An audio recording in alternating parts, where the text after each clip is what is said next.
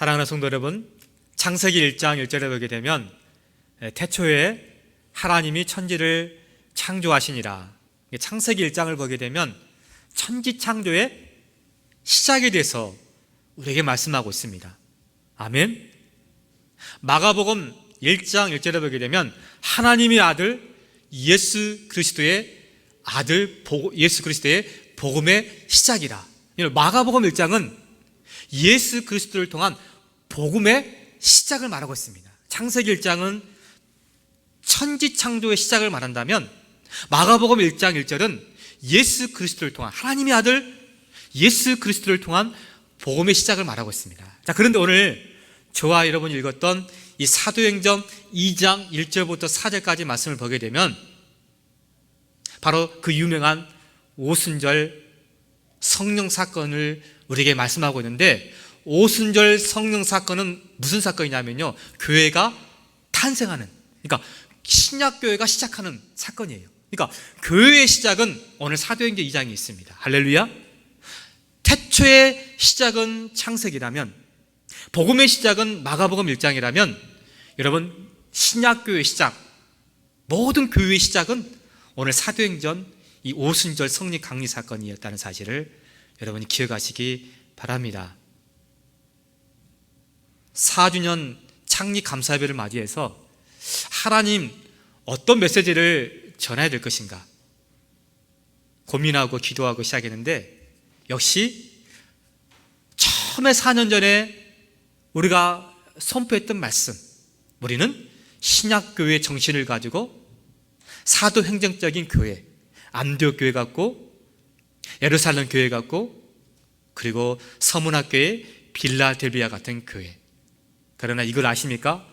지금 지구촌에 존재했던 모든 교회 가운데도 퍼펙트, 완전한 교회는 단 한 교회도 없었다는 사실이에요. 왜냐하면 교회는 바로 우리가 교회이기 때문입니다. 왜냐하면 우리의 속마음을 보게 되면 우리는 늘 이기적이에요. 우리는 늘 하나님 앞에 우리가 늘 이기적인 모습으로 그렇게 살아왔던 존재들이었어요. 그렇기 때문에 교회의 공동체는 뭐냐? 어떤 사람들이 모였어요? 온갖 제약된 인간 군상들이 모인 이것이기 때문에 다 교회마다 완벽할 수가 없다는 거예요. 그럼에도 불구하고 하나님은 교회를 통해서, 복음을 통해서, 예수님을 통해서 땅끝까지 복음을 전하기를 원한다는 사실을 믿으시기 바랍니다. 그래서 교회는 계속해서 개척이 되어야 되고 계속해서 복음은 전진해 나가야 될 줄 믿습니다. 자, 그렇다면 오늘 이제 본문으로 돌아가서, 오늘 그렇다면 이 오순절 성령 강림 사건은, 우리에게, 우리 하늘영광교회에 우리 개인적으로 어떤 우리에게 의미가 있는가를 우리가 말씀을 통해서 살펴보기를 소망합니다. 오순절날 120명의 성도들이 기도했습니다. 그렇죠, 여러분? 알죠? 그런데 여러분 한번 상식적으로 생각해 보세요. 우리가 미국에 살지만요, 저도 부잣집 이렇게 신방을 가게 되면요, 방이 막 몇 개씩 있고요, 화장실도 몇 개가 있는 집을 가본 적이 있거든요. 그리고 막 앞들 뒤들도 막 뭐 없는 나무가 없어요. 나무들도 많아요. 그런데요, 120명이 그 집에 들어가게 되면 어떨까요? 아무리 대저택이 있을지라도 120명의 성도들이 들어가게 되면 어때요, 집에? 여러분 한번 상상해 보세요. 여러분 집이 있어요. 여러분 집에 손님들이 왔어요. 몇 명이 왔다고요? 120명이 왔어요. 120 people. 120명의 성도들이 왔습니다. 어떨까요, 여러분? 왁작지글, 바글바글한 말이 무슨 말인지 알죠? 막 사람들이 막 많기 때문에 막 화장실도요, 막 미어 터지고요. 화장실도 불편해요. 그리고 거실에 앉아 있어도요, 막 사람 땀내서 날 것이고, 막 사람 부득이기도 할 거예요. 그럴 거예요. 그런데 그들이 모여서 무엇을 했는지 아십니까? 10일 동안 간절한 마음으로 하나님께 기도했습니다. 할렐루야. 그래서 우리가 기도를 강조하는 이유가 있어요. 그래서 목사님들이 신방을 하든지 누구를 만나게 되면요, 꼭 이 말을 빼먹지 않아요. 저도 사실 옛날에는 그 말을 참 듣기 싫었어요. 목사님이 와가지고 기도합시다, 기도하겠습니다 하게 되면 뭔가 책임을 회피하는 것 같아요. 그런데 제가 목사가 되고 목회를 해봐도 이것처럼 정답이 없더라고요. 하나님께 기도하는 것. 할렐루야. 여러분 문제가 있습니까? 여러분 풀어야 될 그런 숙제들이 있습니까? 하나님 앞에 간절한 마음으로 기도하십시오. 어떻게? 오늘 마가의 다락방에 임했던 120명의 성도들에게 있었던 그 10일 동안의 뜨거운 기도의 열기, 그 간절함. 그랬더니 오늘 몇 가지 현상이 나타납니다. 기도를 하면 반드시 현상이 나타나게 됩니다. 기도하게 되면 반드시 응답의 역사가 있게 됩니다. 예스든지 노우든지 웨이트, 기다려든지. 그렇기 때문에 우리가 기도를 반드시 해야 되는데 오늘 이 120명의 성도들에게는 어떤 역사가 있었냐면요, 바람 같은 소리가 들렸대요. 할렐루야. 그리고 불의 해같이 갈라진 것처럼 보였대요. 자, 귀로 들었습니다. 아주 청각적인 것이죠. 눈으로 보았어요. 아주 시각적인 것이죠. 여러분, 어제도 제가 밤하늘의 달을 보면서 야, 추석이다. 지금 조국 대한민국은 온갖 일가 친척들이 모여서 이 한가위, 이 보름달을 보면서 추석을 보내고 있을 텐데, 야, 미국에도 야, 보름달이, 이 풀문 보름달이 떴네. 야, 여러분, 눈으로 본 거예요.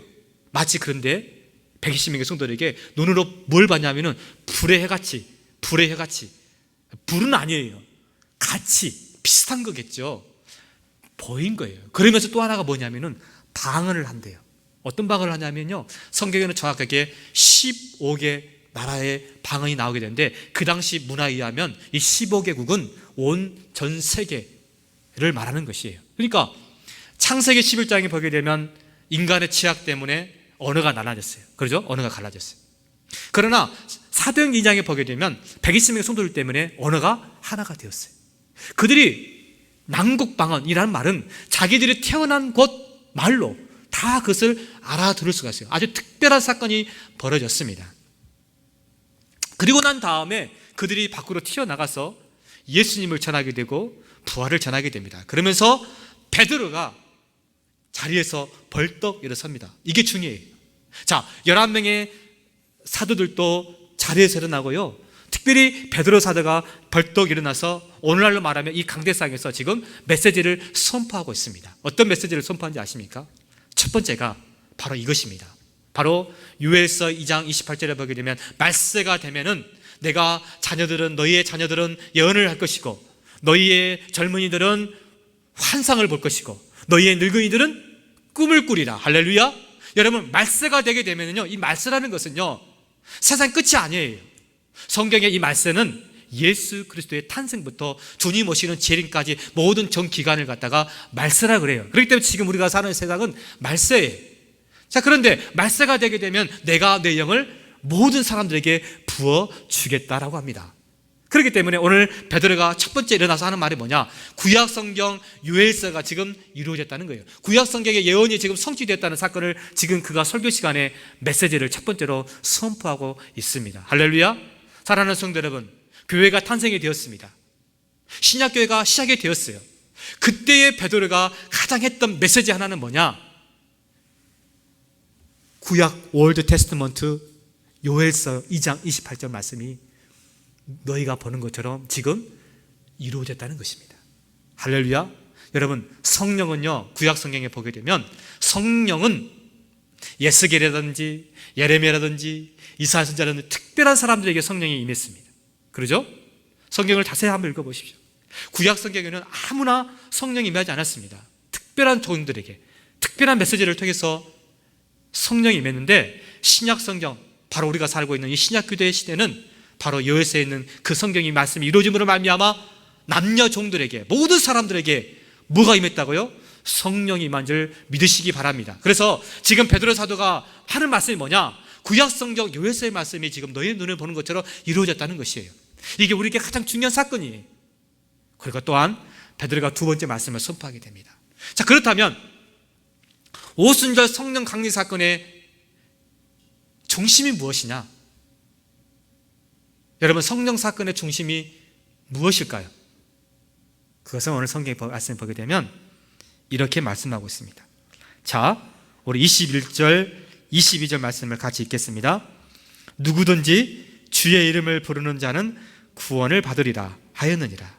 이스라엘 사람들아, 이 말을 들으라. 너희도 아는 바와 같이 하나님께서 나사렛 예수로 큰 권능과 기사와 표적을 너희 가운데 베푸사 너희 앞에서 그를 증언하셨느니라. 사랑하는 성도 여러분, 오늘 성령 사건의 중심은, 오순절 마가의 성령 사건의 중심은 예수 그리스도입니다. 할렐루야. 그래서 오늘 설교 제목이 무엇입니까? 성령 사건의 중심은 예수 그리스도입니다. 여러분, 교회의 중심도 예수 그리스도입니다. 우리 인생의 중심도 예수 그리스도입니다. 이 세상의 모든 중심도 예수 그리스도입니다. 우리의 삶의 목적도 예수 그리스도입니다. 우리를 구원할 자도 예수 그리스도입니다. 성령 충만한 사건의 중심도 예수 그리스도입니다. 할렐루야.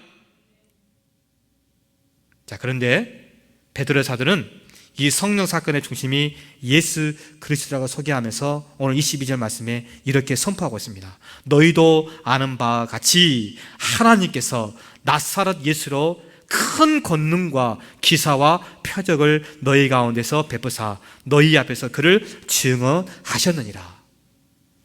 지금 베드로 사도가 성령 사건의 중심은, 교회의 중심은 예수님이라고 말하면서 예수님의 지금 삶에 대해서, 예수님의 지금 라이프, 생애에 대해서 지금 말씀하고 있는데, 예수님이 뭐라고 하는지 아십니까?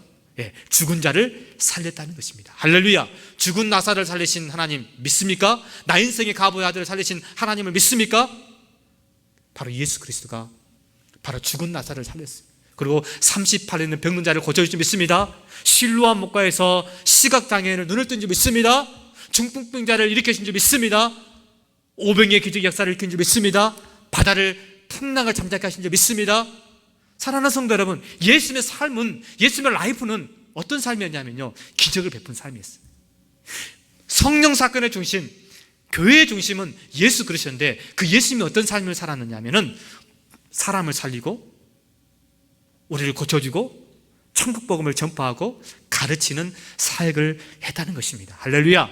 이게 바로 오늘 교회가 존재하는 목적이에요. 두 번째, 그렇다면 이 베드로가 예수님의 삶 가운데 기적을 베풀고 우리를 고쳐주셨는데, 또한 이 예수님을 소개할 때 이렇게 또 오늘 베드로는 말씀하고 있습니다. 23절 말씀입니다. 그가 하나님께서 정하신 뜻과 미리 아신 대로 내준 바 되었거늘. 여러분, 이 말씀이 무슨 말일까요? 하나님께서 정하신 뜻이 있답니다. 하나님의 경륜과 하나님의 예정과 하나님의 뜻이 있다고 합니다. 사랑하는 성도 여러분, 성경을 읽어보게 되면 하나님 우리 형제를 짓기 전에, 부모님에게 부정부열로 우리가 태어나기 전에 창세 전부터 우리를 하나님이 예정하셨다라고 성경은 우리에게 말씀하고 있습니다. 믿으십니까?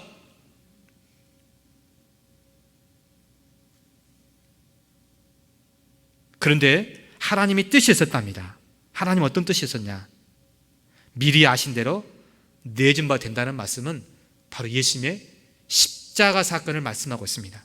그래서 그 뒤에 읽어보게 되면 너희가 법 없는 자들의 손을 빌려 못 박아 죽였으나. 자, 보세요. 하나님 편에서는요, 하나님 뜻이 있었답니다. 어떤 뜻이 있었습니까?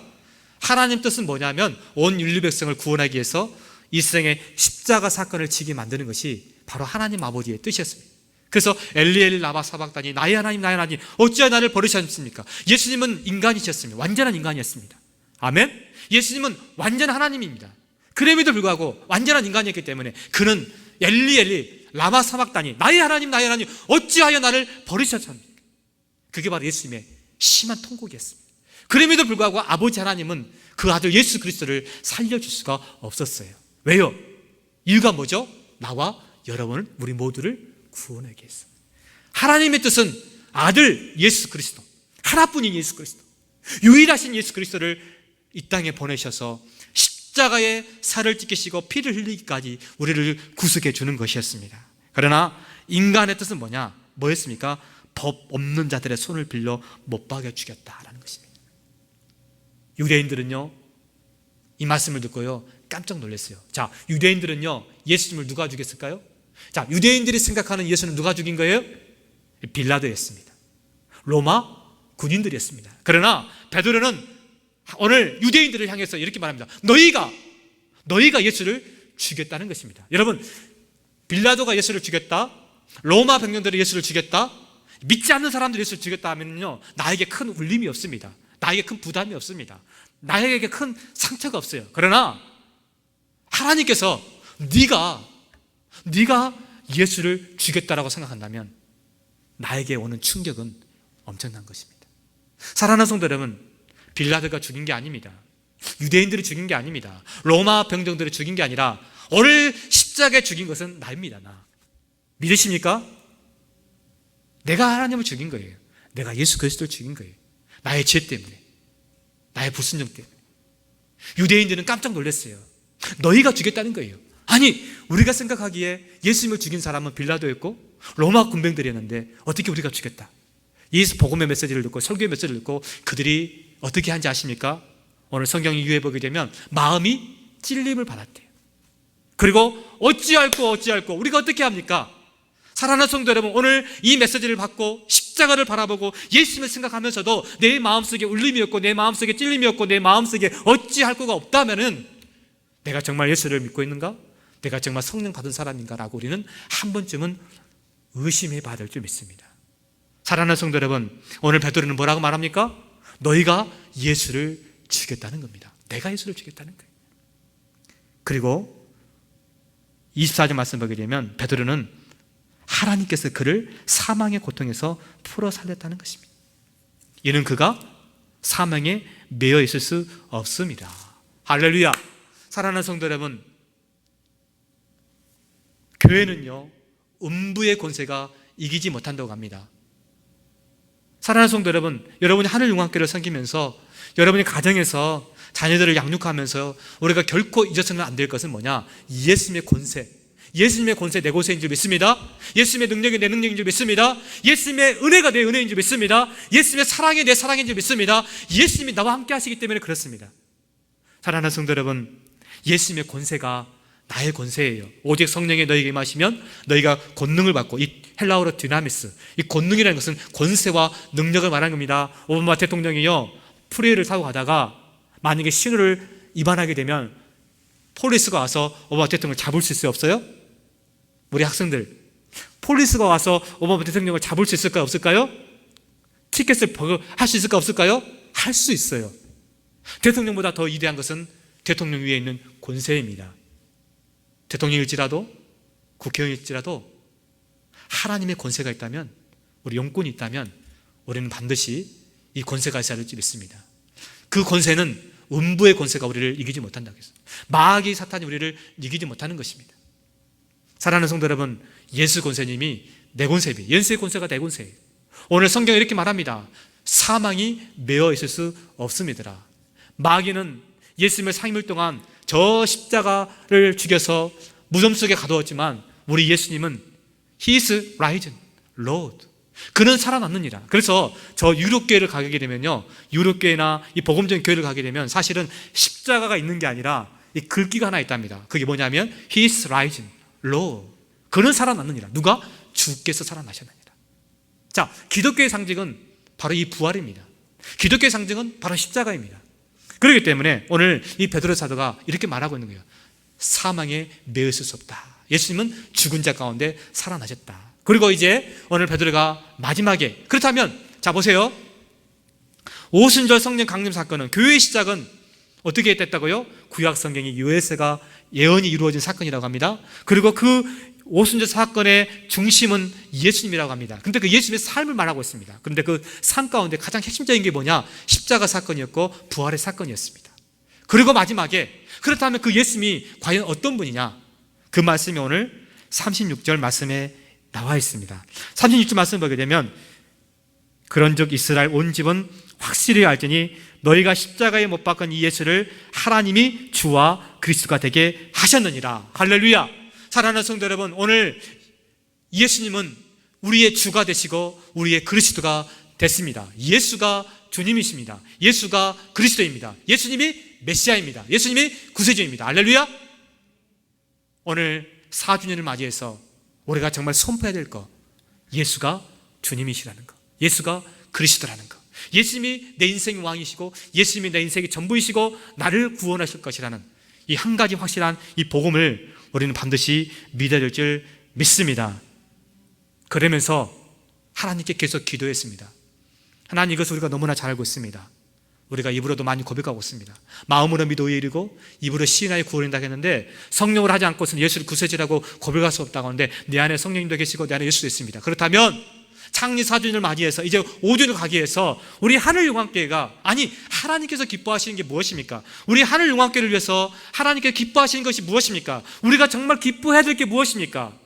비록 무화과 나무가 무성치 못하고 포도나무에 열매가 없을지라도, 우리의 양이 없고 양간에 송아지가 없을지라도, 소출이 없을지라도, 결핍입니다. 아무것도 없습니다. 그러나 나는 구원의 하나님에서 기뻐하는 것처럼 우리가 무엇을 위해서 기뻐할 것일까? 성경을 읽어보게 되면 하나님이 가장 기뻐하시는 것이 있습니다. 오늘 저는 그 말씀을 드리고 이제 오늘 말씀을 맺으려고 합니다. 사랑하는 성도 여러분, 교회의 시작은 복음의 시작은 마가복음 1장에 시작했습니다. 하나님의 아들 예수 그리스도 복음의 시작이다. 자, 그렇다면 교회의 시작은 오순절 성령 사건이라고 했습니다. 자, 그렇다면 예수님께서, 하나님 아버지께서 교회에 존재하는 목적이 무엇인가? 여러분, 교회 존재의 목적이 무엇입니까?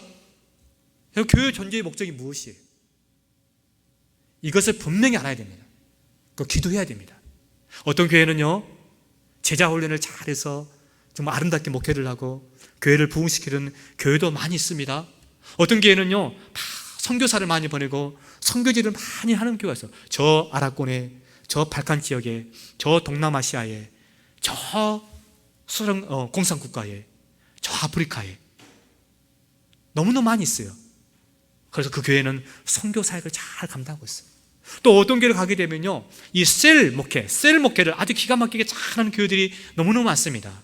또 어떤 교회를 가게 되면요, 사회에 참여해서 구제하고 지역사회에 봉사하는 그 교회들이 참 많이 있습니다. 그런데 저는 지금까지 4년 동안 딱 한 가지 한 게 있습니다. 우리 교회는 뭘 한지 아십니까?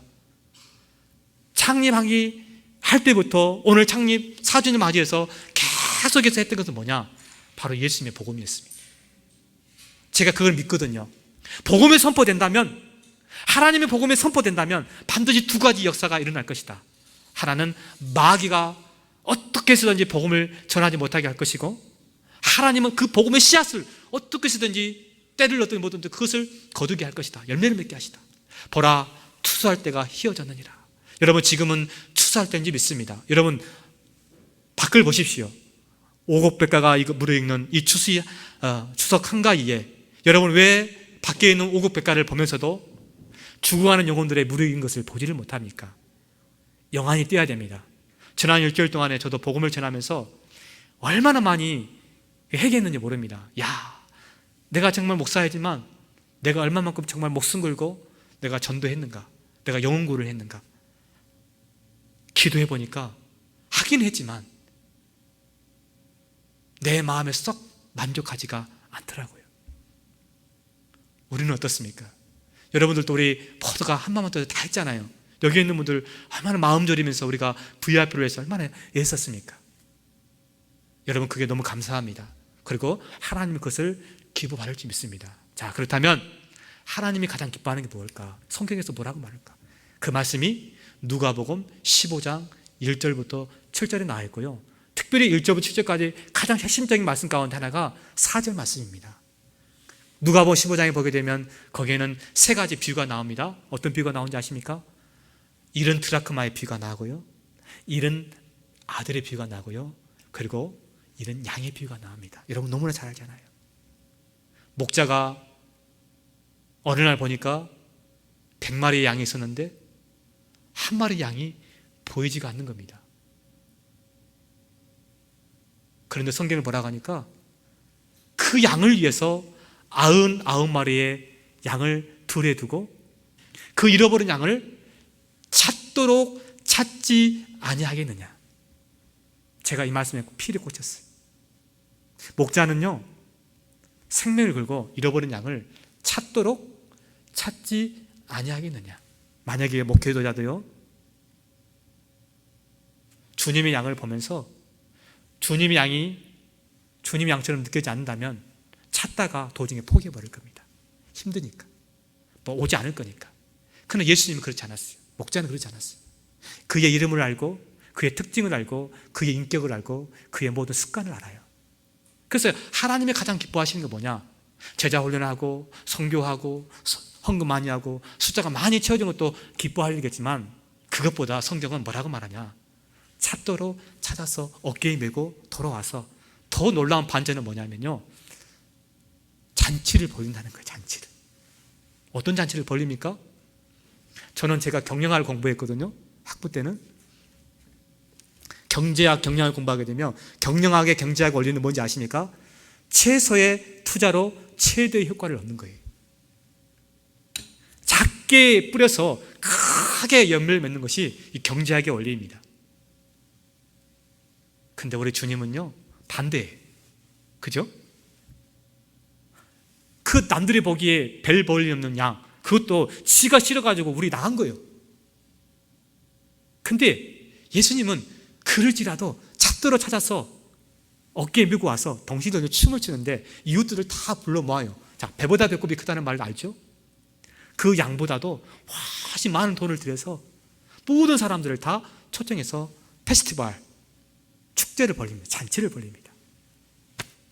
이게 오늘 우리 하늘영광교회가 5주년을 맞이하면서 지향해야 될 목회고 꿈이고 비전인 줄 믿습니다. 여러분, 누가복음 15장 4절 말씀, 잃어버린 양을 위해서 우리 예수님은 찾도록 찾아다니지 않겠느냐. 저 양이 주님의 양이라고 생각하지 않을 때 우리는 그냥 가차없이 버릴 수가 있습니다. 그러나 주님의 양은 자기의 십자가로 핏값으로 샀기 때문에 절대로 버릴 수가 없어요. 가정도 마찬가지예요. 남편들은, 아버지들은, 남자들은요, 자식들을 버릴 수가 있어요. 그러나 엄마들은요, 절대로 그 자식 버리지 못합니다. 이유가 뭔지 아십니까? 내 몸에서 났기 때문에 그렇습니다. 성도도 마찬가지입니다. 저 성도가 정말 내 양, 즉 주님의 양이라고 생각한다면 찾도록 찾아다닙니다. 그러나 저 성도가 나하고 상관이 없다면 그저 어느 정도는 희생하겠지만 끝까지 안 합니다. 오늘 메시지를 통해서 하나님이 가장 기뻐하는 게 무엇일까? 교회의 존재 목적이 뭡니까? 저는 여러분에게 물어보고 싶습니다. 하늘영광교회가 존재해야 될 목적이 무엇입니까? 이 자리에 숫자가 채워지고 우리가 헌금이 풍성해서 선교하고 전도해야 될 목적이 무엇입니까? 딴 가지 아닙니까? 찾도록 찾아다니지 않겠느냐. 그런데 많은 사람들은요, 와보래요. 우리 교회 와봐. 우리 목사님 설교 잘해. 우리 교회 와봐. 우리 교회 시스템 좋아. 우리 교회 와봐. 프로그램 잘 깔려있어. 제자훈련, 무슨 전도폭발, 셀, 목장 잘 있어. 여러분 속지 마십시오. 땅끝까지 가라겠지? 가라겠잖아요. 가라. 그리고 오늘 성경도 찾도록 찾아다니지 않겠느냐. 오늘 우리가 잃어버린 영혼을 위해서 교회의 존재의 목적은 뭐냐? 교회가 존재하는 목적은 뭐냐? 죽어가는 영혼을 건져내는 것, 찾아다니는 것. 이것이 오늘 오순절 성령 사건의 중심이 예수 그리스도고, 예수님의 중심은 뭐냐? 바로 그 핏값을 통해서 죽어가는 영혼들을 주님께로 돌아오게 할 때, 그때 잔치가, 하루냥의 잔치가, 요한계시록에는 잔치가 벌어진다는 사실을 믿으시기 바랍니다. 그러면서 제가 하나님께 이렇게 기도합니다. 저를 비롯해서 우리 모두가 주님 부르시는 그날까지, 종말은 두 가지가 있죠. 개인적인 종말, 우리가 죽으면 그게 종말이죠. 그러나 두 번째 종말이 있죠. 이 땅의 파루시아, 재림의 주로 오시는 주님, 선악간에 심판 오시는 주님. 그때 모든 것이 다 판결이 될 텐데, 바로 교회가 존재하는 목적, 우리가 존재하는 목적은 뭐냐? 우리끼리가 아니라 나가서 하나님이 기뻐하시는 죽어가는 영혼을 여기에 내어놓고 그들을 제자 삼고 양육시키는 것. 이게 주님이 기뻐하는 거고, 교회의 존재 목적이고, 하늘영광교회가 5주년을 향해서 달려가야 될 그 영혼이 한 사람도 괜찮습니다. 왜냐하면 천하보다 귀한 것은 한 영혼이에요. 여러분이 한 사람을 이 자리에 앉게 했다면요, 여러분은 천하를 얻은 것입니다. 여러분 수백억을, 수천억을 여러분 갖다 줘도 우리는 만족하지 못해요. 그러나 주님이 주시는 기쁨은 이거 말할 수가 없는 겁니다. 하늘의 신령한 은혜와 기쁨이 여러분에게 충만하기를 주님의 이름으로 축원드립니다. 우리 하늘영광교회가 이제 5주년을 달려갈 겁니다. 달려가는 목적이 무엇이 되냐면요, 이 자리가 채워지고 헌금이 많아지고 이게 목적이 아니라 어쨌든 주관하는 한 사람의 영혼, 그 사람을 긍휼히 여기고 그 인격을 존중해주고 그 사람이 세워지는 것을 볼 때, 우리가 주님 만났을 때 너 참 잘했다 반드시 물어보는 것은 너 몇백 명 목회했느냐, 너 몇천 명 있는 교회에서 뭐 너 신학생 했느냐, 그 전혀 안 물어봅니다. 그거 아무 이유 없습니다. 그는 반드시 하나를 물어봅니다. 너 죽도록 찾아다녔느냐? 너 잃어버린 양을 위해서 너 에스겔의 말씀처럼 네가 그 복음의 씨앗을 뿌리지 않는다면 내가 너에게 그 죄값 핏값을 묻겠다. 에스겔서의 두려운 말씀이 나오죠. 여러분, 우리가 죽어가는 영혼들을 바라보면서도 그 영혼에게 우리가 복음을 전하지 않는다면요, 그 사람 그 죄값에 죽지만 주님의 그 핏값은 우리에게 물어본다고 합니다. 그렇기 때문에 우리가 오늘 교회가 중요한 것이고 복음이 중요한 것이고 예수가 중요합니다. 사랑하는 성도 여러분, 이제 우리 한번 저를 따라서 해보시기 바랍니다. 성령의 중심은 예수 그리스도이다. 예수 그리스도를 우리를 위해서 이 땅에 오셨고, 이제 예수님은 다시 오실 예수님께서는 이제 세상의 모든 사람들을 심판하게 올 텐데, 우리 모두가 이런 두렵고 떨리는 마음을 가지고 오늘 또 때를 어떤지 못 어떤지 힘써 5주년을 맞이해서 하나님의 생명의 씨앗을 뿌리는 그런 저와 여러분 되어지기를 우리 예수님 이름으로 축원드립니다. 기도하겠습니다.